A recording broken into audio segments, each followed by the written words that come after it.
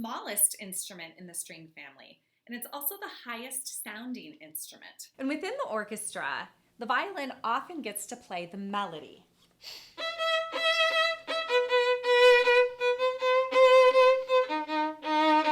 When you play the violin, you hold it with your jaw. We use something on the back of the instrument, either a shoulder rest, or sometimes when you're in 4th grade, you'll use a sponge. And it helps give the instrument just a little support so that it's easier to hold. So the violin has 4 strings. Each string is tuned to a different pitch. We can pluck our strings, or we can use the bow. Then our fingers can hold the string down and we can get all the notes in between those pitches.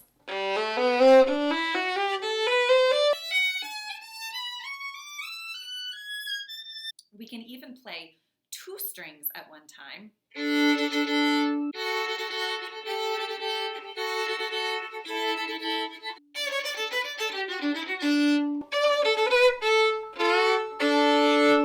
So one of the greatest things about the violin is that you can play all sorts of different music.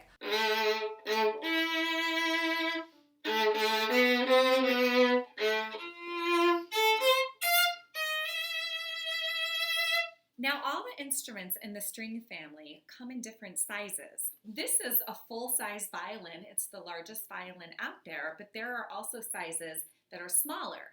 So when you learn to play the violin as a 4th grader, you're able to get an instrument that fits your body. Here's an example of a smaller violin. When we size you, you'll hold the violin under your jaw and you'll stretch your arm out. And we just want to make sure that this fancy part right here called the scroll, it should not go past the creases, the lines in your wrist. There are a few things at home I want you to think about to see if the violin might be a good fit for you. The first thing is you want to really like the sound of the violin. Because we don't often hold things with our jaw, it's a good idea to try this at home. You'll want to find a box. I have a tissue box. You could use a smaller cereal box, something that's similar in size to this. So you're going to hold the end of the box with your left hand, and then you're going to slide it from the side of your head right down your ear, right to your left shoulder. Then your chin goes up, you're going to turn your head over, and you're just going to let your head be heavy on the box. Then you're going to try to drop your arm. It might feel a little weird. That's pretty normal. Your head's going to feel a little bit twisted, but it'll give you a good idea of how it might feel to have something under your jaw. What I want you to think about is if you absolutely can't stand it. If it's something that you don't like anything touching your neck or your jaw at that spot, then another instrument might be a better choice. The last thing I want you to think about is your eyes. We have to watch the bow to make sure it stays straight, and you have to keep it between these 2 points.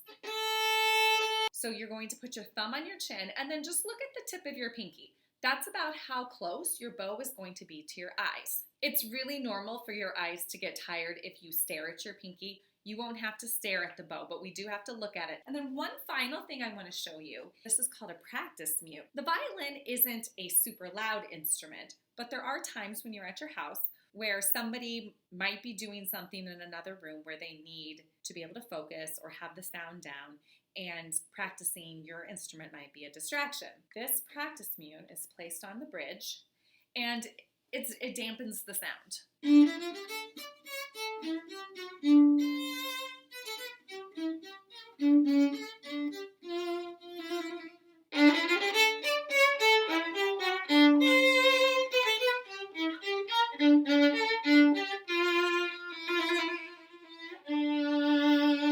This is the viola. The viola is a little bit larger than a violin, and it also sounds lower. In the orchestra, the viola often has supportive roles. It doesn't always get the melody. Sometimes it will play harmony or backup parts.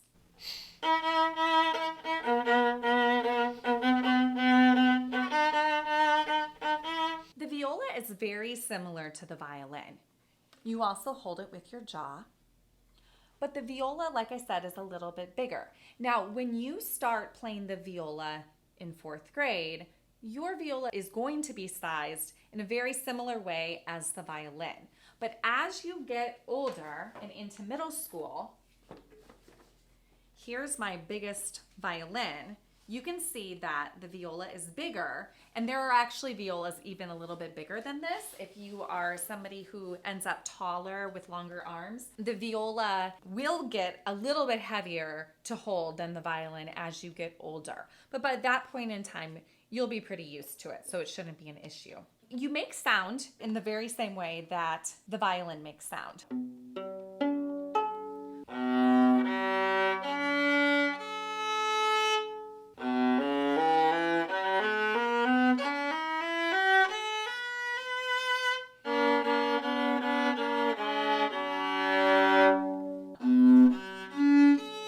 So just like the violin, you're going to want to make sure at home doing the eye test just to see how it feels when you have to focus on an object that's a little bit closer to your face. You can try holding something with your jaw. Students that play the viola often really like the unique sound that it has.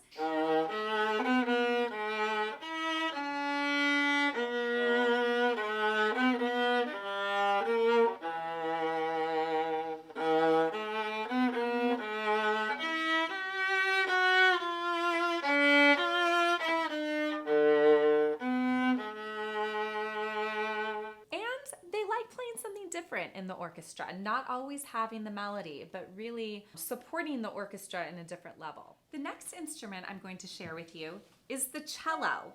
The cello is the second largest instrument in the string family. In the orchestra, the cello plays the lower parts of the song.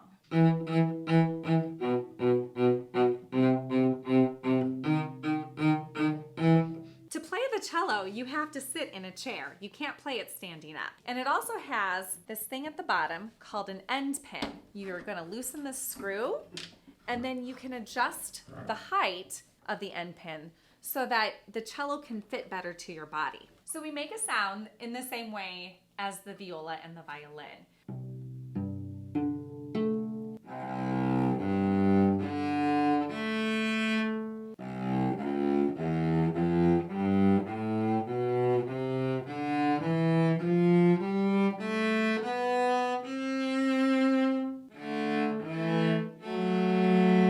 Just like the violin and the viola, there are different sizes of cellos. This is a full-size cello, and this is a half-size cello. Most fourth graders either start on a half size or a cello that's just a little bit smaller called a 1/4 size. When we fit you for a cello, it's really important that your hand fits comfortably on the fingerboard. We don't want you to have to stretch too far. And then we'll also take into consideration your height and your arm length as well.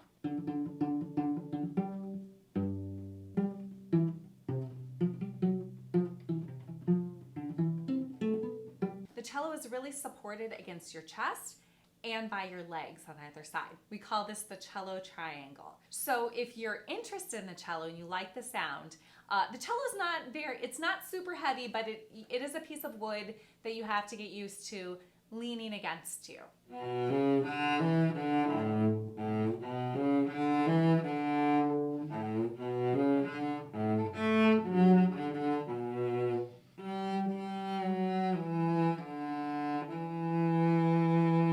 There's also a practice mute for the cello.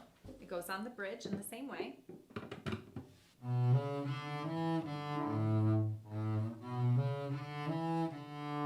The cello has a soft case that zips around it if you need to transport it or for storing it at your house.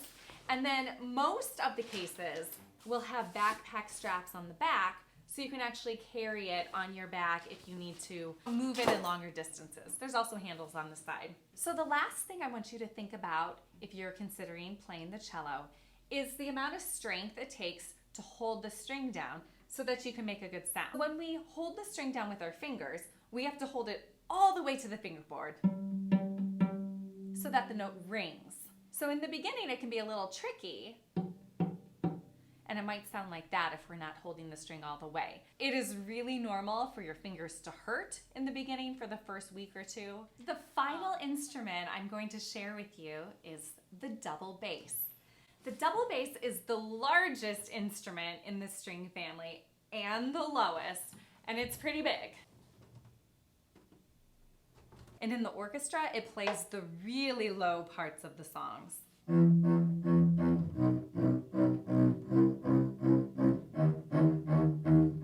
Now this bass I have right here is a 1/2 size. The size that a 4th grader would start on is most likely a 1/8 size. It's also a lot lighter. When we size you, we'll look at your height and we'll also look at the size of your hand to make sure that it can fit comfortably on the fingerboard of the instrument. To play the bass, you can sit down on a stool or you can also stand.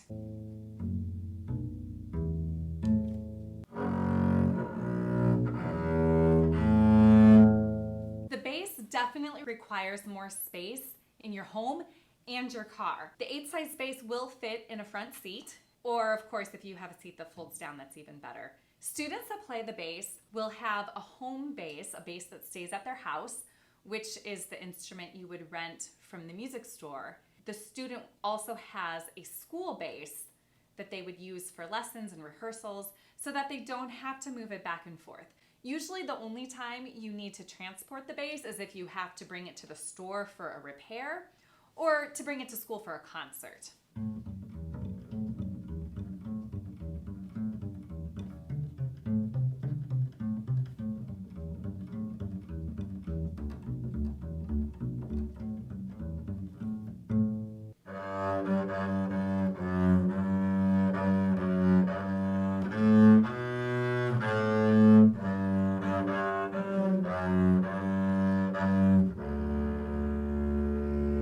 The bass has the same type of case as the cello, a soft case that zips, and again, it usually has backpack straps on the back. I would definitely ask for one from the store when you rent. So if you like the sound of the bass and you like the idea of being able to play all sorts of different types of music, then I want you to think about one last thing: strength. It's a big instrument and it can be a little awkward to carry. You really want to be prepared for that. You want to make sure that you're ready to hold those strings down. It's gonna hurt a little bit and it's gonna be hard in the beginning, but you can do it. Practice and strength and you can do it.